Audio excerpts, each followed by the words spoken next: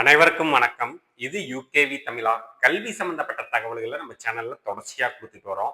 அதே மாதிரி Tamil Nadu engineering counselling சம்பந்தப்பட்ட தகவல்களையும் கொடுத்துட்டு வரோங்க. டிஎன்இஏ 2026 சம்பந்தமா ஏ டு இசட் டீடைல்ஸ் கொடுத்துட்டு வரோம். ஸோ ஸ்டூடெண்ட்ஸ் அண்ட் பேரண்ட்ஸோட டவுட்ஸை கிளியர் பண்ணிட்டு இருக்கோம். ஸோ இப்போ நிறைய மாணவர்கள் மற்றும் பெற்றோர்கள் கண்டினியூஸா கேட்குற டவுட்ஸை வந்து நம்ம தொடர்ச்சியா தெளிவுபடுத்திட்டு வரோங்க. அந்த வரிசையில நிறைய மாணவர்கள் மற்றும் பெற்றோர்கள் கண்டினியூஸா கேட்டது என்ன பார்த்தீங்கன்னா, இந்த டென்டேட்டிவ் அலாட்மெண்ட் கிடைக்கிறப்ப கீழே வந்து நம்மளுக்கு வந்து ஒரு 6 ஆப்ஷன் கொடுப்பாங்களே சார், அந்த 6 ஆப்ஷன்ல என்ன ஆப்ஷனை கொடுக்கறது? 2வது விஷயம் என்னன்னு பார்த்தீங்கன்னா, இந்த 6 ஆப்ஷன்ல வந்து என்னென்ன ஆப்ஷன்ஸ்லாம் என்னென்ன பண்ணும் அப்படிங்கிற மாதிரி நிறைய பேர் கேட்டிருந்தாங்க.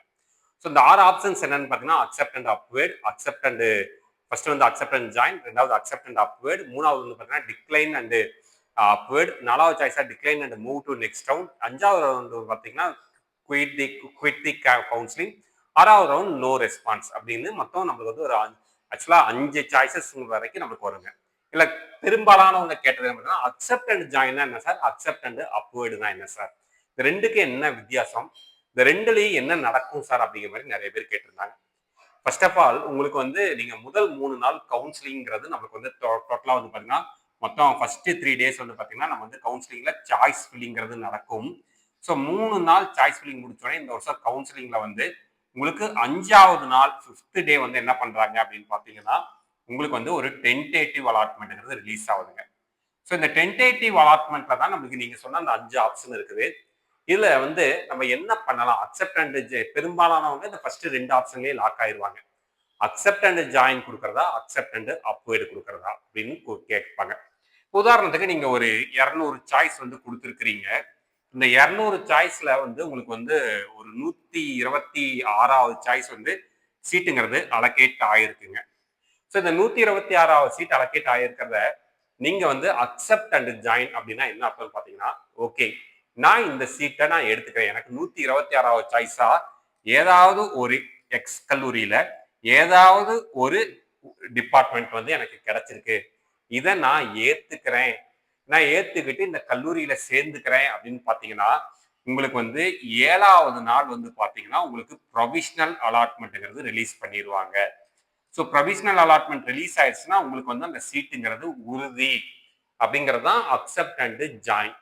So accept and join option கொடுத்தவங்க நீங்க என்ன பண்ணலாம்னா, இந்த 7வது நாள் ப்ரொவிஷனல் அலாட்மெண்ட்ங்கிறது ரிலீஸ் பண்ணுவாங்க.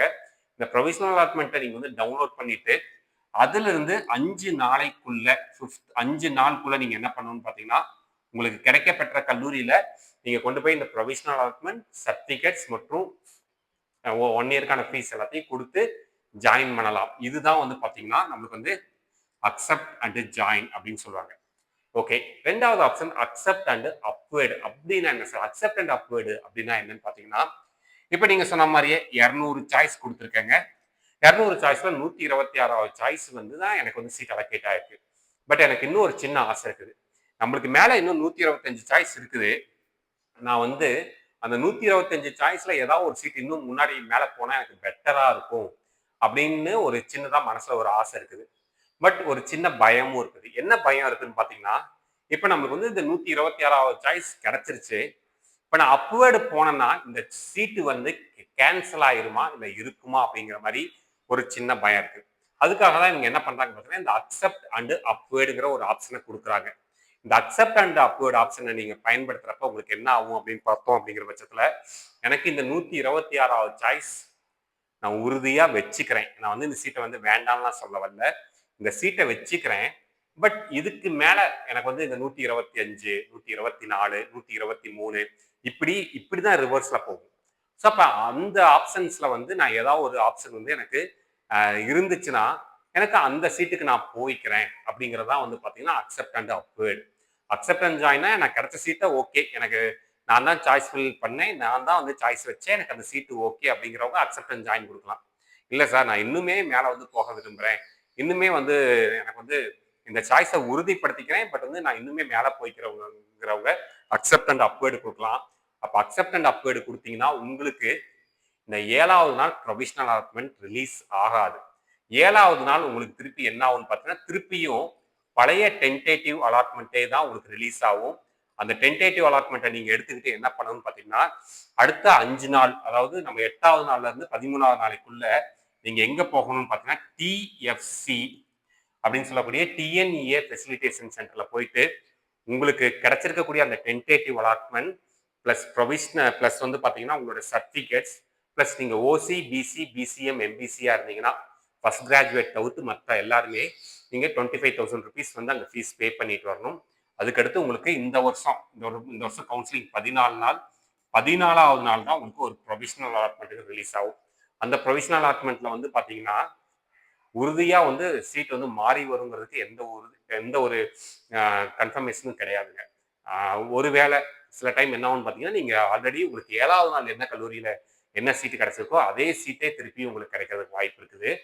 அப்படி இல்லைன்னா ஆனா பெரும்பாலான பேருக்கு மாறி வருது. உங்களுக்கு வந்து நீங்க அதுக்கு மேல இருக்கக்கூடிய சாய்ஸஸ்க்கு போகலாம்.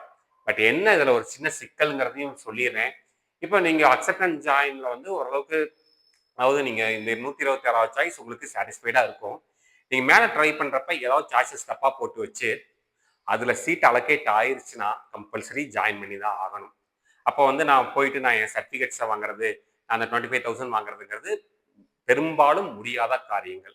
ஸோ அதனால அக்செப்டன்ஸ் ஜாயின் கொடுக்கறதுக்கு முன்னாடியோ இல்லை அக்செப்டன்ஸ் அப்வைடு கொடுக்கறதுக்கு முன்னாடியோ நல்லா தெளிவாக முடிவு எடுத்துக்கோங்க. எது கொடுக்கணும் எது கொடுக்க வேண்டாம் அப்படிங்கிறது உங்களுடைய சாய்ஸுங்க. சரிங்களா? ஸோ இந்த மாதிரி கண்டினியூஸாக இன்ஜினியரிங் கவுன்சிலிங் சம்மந்தப்பட்ட தகவல்கள் வேணுங்கிறவங்க, அது சம்மந்தப்பட்ட டவுட்ஸ் இருக்கிறவங்க யூகேவி தமிழா அப்படிங்கிற இந்த யூடியூப் சேனலை ஃபாலோ பண்ணிக்கோங்க. மிகவும் நன்றி.